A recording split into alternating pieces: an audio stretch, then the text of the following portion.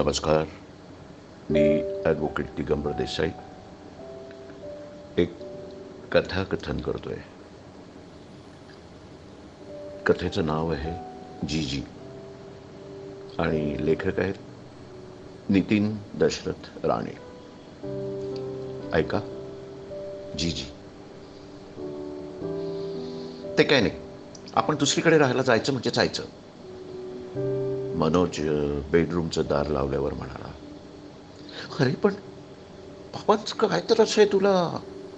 अक्षता त्याची समजूत काढत म्हणाली, अगं तू बघतेस ना, मला प्रत्येक गोष्टींवरून बोलत असतात. आता मी काय लहान आहे का. मनोज अजून वैतागलेलाच होता.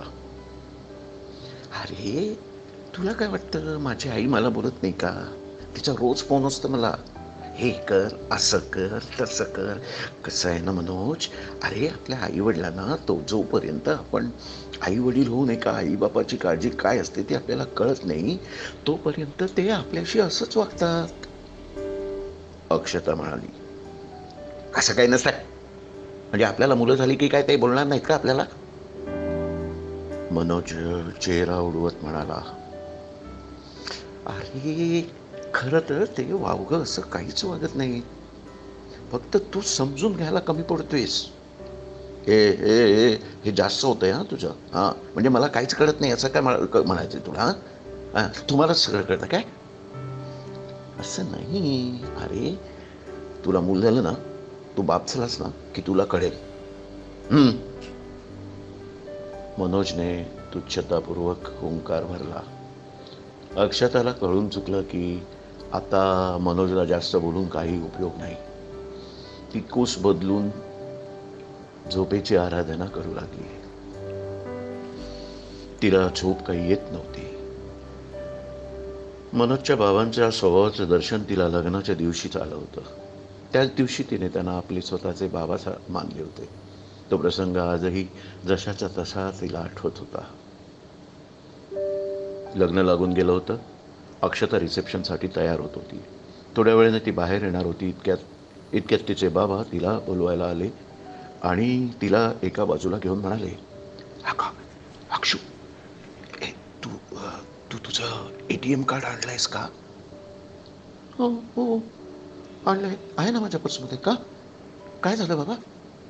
बेटा हे बघ, लग्नात माणसं वाढली आहेत ना, त्यामुळे जेवणाचं बजेट वाढलंय. त्यामुळे थोडे थोडे पैसे लागणार आहेत मला. पण पण बाबा, माझ्या माझ्या खात्यात जेमतेम 2-3 हजार असतील हो. असं म्हणतेस. ठीक आहे ठीक आहे ठीक आहे, बघतो काहीतरी. असं बोलून ते घाईघाईत निघून गेले. बाबांच्या चेहऱ्यावरील काळजीचं तिनं सावट एकदम जवळून पाहिलं. ती हतबल झाली होती. ती आपल्या खोलीकडे परत गेली, कारण तयारी बाकी होती. थोड्या वेळाने तिचे सासरे जीजी तिला भेटायला आले. त्यांनी ती स्टेजवर जाण्यासाठी बाहेर पडत असतानाच तिच्या हातात एक लिफाफा ठेवला. बाबा बाबा काय हे. काय नाही ग, थोडे पैसे आहेत. हां तुझ्या बाबांना दे. नाही ना ना बाबा, मी नाही घेणार पैसे, मी नाही घेणार. बेटा अगं तूच घेऊ शकतेस. तुझे मानी बाबा ते कधीच घेणार नाहीत, म्हणून मी तुझ्याकडे देतोय. बघ, मगाशी मी त्यांना म्हणालो देखील, हॉलचे जादा लागलेले पैसे मी भरतो, पण ते ऐकत नाही आहेत, म्हणून तुझ्याकडे देतोय.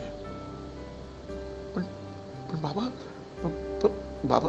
बेटा हे बघ, मी तुमचं बोलणं ऐकलंय. एका बाबाची काळजी मी समजू शकतो, नाही म्हणू नकोस. हे बघ, हवं तर मैत्रिणीकडून घेतले असं बोल त्यांना. असं बोलून जीजी तिथून निघून गेले. सासूबाई लग्नापूर्वीच सोडून गेल्यामुळे आता साऱ्या घराची जबाबदारी अक्षतावर पडली होती. कुटुंब जरी लहान असलं तरी सगळ्या जबाबदाऱ्या अक्षतालाच पार पाडाव्या लागत होत्या. जीजी मनोजच्या काहीशा मनमावी स्वभावामुळे काळजीत असायचे. आता लग्न होऊन जेमतेम 4 वर्ष झाली होती आणि मनोज स्वतंत्र राहायचं म्हणत होता. अक्षताचं मन याचा विचारही करू शकत नव्हतं. आणि अशीच गोष्ट मनोज करायला निघाला होता. अशातच एक सुंदर गोष्ट मनोज आणि अक्षताच्या जीवनात आली. अक्षताला दिवस गेले होते. सगळ्यांनाच आनंद झाला. सासरे तर अक्षताला खूप जपायला लागले. अक्षताला वाटायचं ते आईच्या मायेने सासूबाईंचीच भूमिका पार पाडतायत. पण हे सारं मनोजला उमगत नव्हतं. त्याला भावांचा हस्तक्षेप अजिबात नको होता. एक दिवस तर त्याने कहरच केला. तुम्ही आमच्यामध्ये नाक खुपसू नका. तिला माहिती आहे मूल कसं वाढवायचं ते. मनोज असं म्हणाल्यावर बाबा काही न बोलताच तिथून निघून गेले. अक्षताला खूप वाईट वाटलं. मनोजचा खूप राग आला. अक्षता बाबांच्या खोलीत आली तेव्हा जीजी बॅग भरताना दिसले. तिच्या काळजात ठस झालं. बाबा बाबा बाबा काय करताय तुम्ही हे? काही नाही बोरी, अक्काकडे 4 दिवस राहून येतो. तिथून मी माझ्या गावच्या घरी पण जातो. मला तितकाच थोडासा बदल आणि तुम्हालाही. बाबा, अहो बाबा, तुमची आम्हाला काही अडचण नाही हो बाबा, तुम्ही हवेत आम्हाला. अक्षू, मला ना आता खूप जगलोय असं वाटू लागलंय. आता फक्त नातीचं तोंड पाहिलं की मरायला मोकळा. बाबा बाबा काय बोलताय तुम्ही हे? असं बोलून तिने त्यांच्या तोंडावर हात ठेवला. काय ग, देशील ना मला नात? हो हो ना बाबा. पण बाबा, नातच का, नातू का नको? मनोजला म्हातारपणी कोण पाहिल ग? नातू ही मनोज सारखा वागला तर. मला आज वाटतं आम्हाला ही एक मुलगी हवी होती. पापा, अहो मग मी कोण आहे? किती विचार करता बाबा तुम्ही. अहो मी समजावते ना मनोजला. तो आज जे वागला ना ते एकदम चुकीचं आहे. नको समजाव, अजिबात नको समजाव त्याला. अगं त्याचं म्हणणं एकदम बरोबर आहे. त्याला फक्त माझं बोलणं नको आहे. तुला माहिती आहे, अगं आज मनोज लहानपणी मी गोष्ट सांगितल्याशिवाय अजिबात झोपत नसायचा. माझा आवाज, माझी बडबड त्याला कायम हवी असायची. खूप हळवा होता ग तो. नंतर इंजिनिअरिंगसाठी बाहेर राहिला. तो पूर्ण बदलूनच गेला. घरी आल्यावर गुम्यासारखा असायचा. आम्हाला उलट उत्तर द्यायचा. त्याची आई हार्ट पेशंट, त्यात त्याचे हे असं वागणं, त्यामुळे तिचं दुखणं बळावत गेलं. तिनं तसं बोलूनही दाखवलं होतं. आपला मनोज बदललाय म्हणाली होती ती. मी त्याला खूप समजावून सांगायचो. तो तेवढा पुरता ऐकायचा आणि बस सोडून द्यायचा. त्याच्या अशा वागण्याचा धसका घेऊन की काय तिने राम म्हटलं एके दिवशी. तो त्यावेळी पुण्यात होता. नंतर त्याचं लग्न करताना वाटलं तुला आम्ही फसवत तर नाहीयेत ना. अक्षू, एक विचारू का? विचारा ना बाबा. तुझ्याशी तरी नीट वागतो का ग तो? हो. तिच्या अस्पष्ट होने जीजी काय समजायचं ते समजले. इतक्यात अक्षताचा मोबाईल वाजला. मनोजचाच फोन होता तो. बाबांना इलेक्ट्रिसिटीचे बिल भरायला सांगण्यासाठी त्याने कॉल केला होता. तुझ्याशी तरी नीट वागतो का ग तो? हे सासऱ्यांचं वाक्य तिच्या कानात दिवसभर घुमत राहिलं. जीजी दुसऱ्याच दिवशी अक्का म्हणजे त्यांच्या बहिणीकडे निघून गेले. अक्षताला मनोज मधला फरक जाणवला.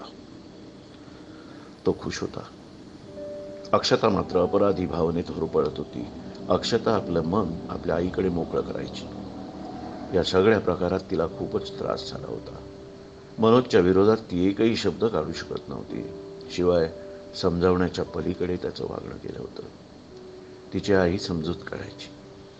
शिवाय पोटात एक जीव वाढत होता आणि त्यासाठी तरी तिला खुश राहायचं होतं.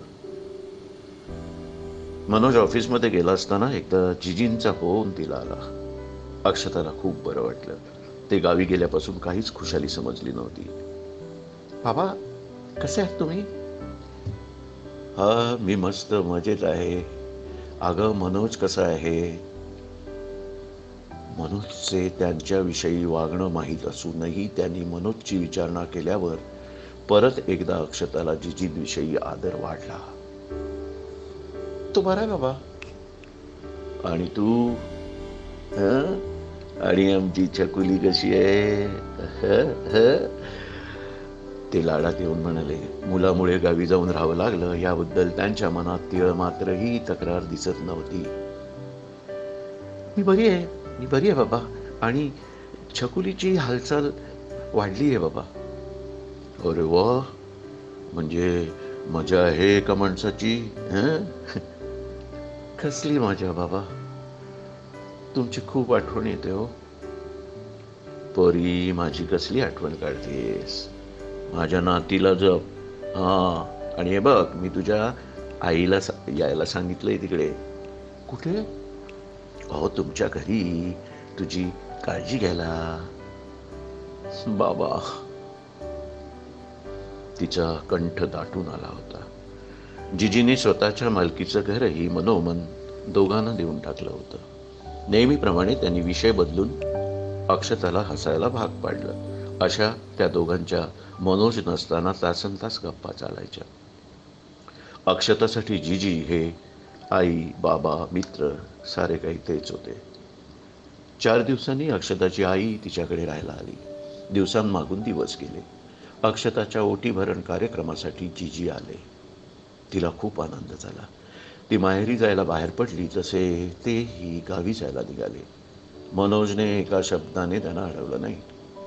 फक्त जाण्यापूर्वी मात्र एक बोलला, बाबांना एकटं राहायचा सराव होतोय, ते बरं आहे. अक्षताच्या जवळ पुटपुटलेलं ते वाक्य जिजीने ऐकलेलं होतं. ते काहीच बोलले नाही. मनोजने मागच्या महिन्यातच घर बुक केलंय हे अक्षता आणि त्यांना 2च दिवसांपूर्वी कळलं होतं. अक्षता आतून तुटून गेली होती. तिला वेगळं राहायचं नव्हतं.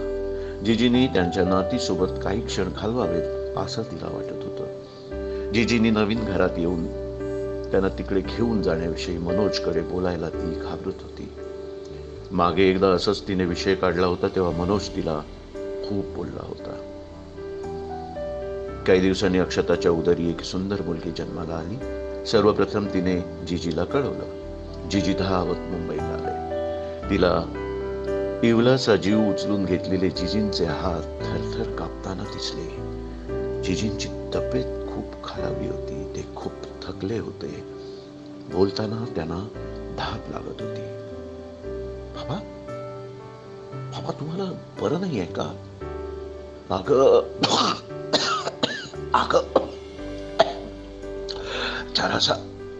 जरासा खोकला झालाय ग.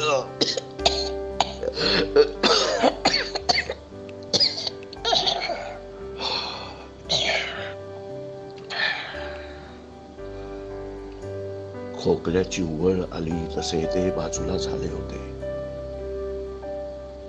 बारसा अक्षताच्या माहेरी झाला. बारशापर्यंत थांबून जिजी गावी निघून गेले. थोड्या दिवसांनी अक्षता घरी आली. ती रुवीच्या बाललीलांमध्ये रंगून गेली. जिजींशी फोनवरील बोलणं कमी होऊ लागलं. एक दिवस जिजींचाच फोन आला. पण लाईनवर जिजी नव्हते. तर जिजींच्या गेल्याची बातमी होती. अक्षता जागेवरच कोसळली. तिने स्वतःला सावरून मनोजला कॉल केला. लगेचच सगळे गावी जायला निघाले. सर्व अंत्यविधी सोपस्कार आटपून मनोज घरी आला. आंघोळ करून झाल्यावर शेजारच्या माईनी लाल मिरचीची चटणी आणि उकडीचा करडा भात खायला दिला. सारं काही शांत होतं. फक्त माईंची तेवढी जिजींच्या चांगुलपणाविषयी बडबड चालू होती. कधी नव्हे ती छोटी उर्वी खूप रडत होती. अक्षता तिला थोपटत होती. इतक्यात मनोजने जोरात आंबरडा फोडला. ताटातील भात मिरचीच्या चटणीसोबत पकापका खात तो रडू लागला. त्याला त्याच्या वागण्याचा पश्चाताप झाला होता. माई त्याला पोटाशी धरून त्याचं सांत्वन करत होती. अक्षू, अगर आपल्या आपल्या आपल्या अगोदरच बाबा आपल्याला सोडून वेगळे राहायला गेले ग.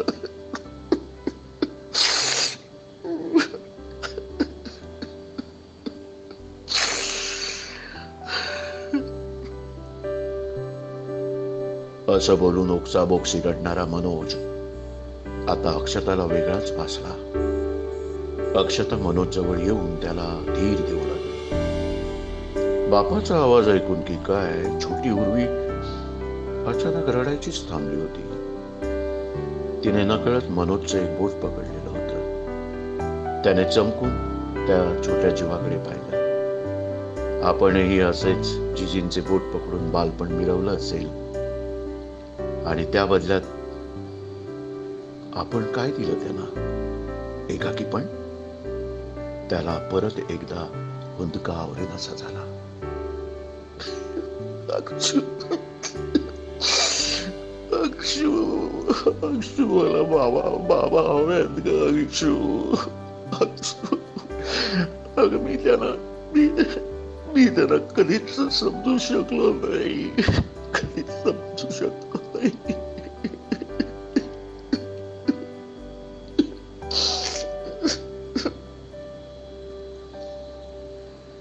एका मुलीचा बाप एखाद्या लहान मुलासारखा रडत राहिला होता. तो त्यांना इकडे तिकडे शोधत होता.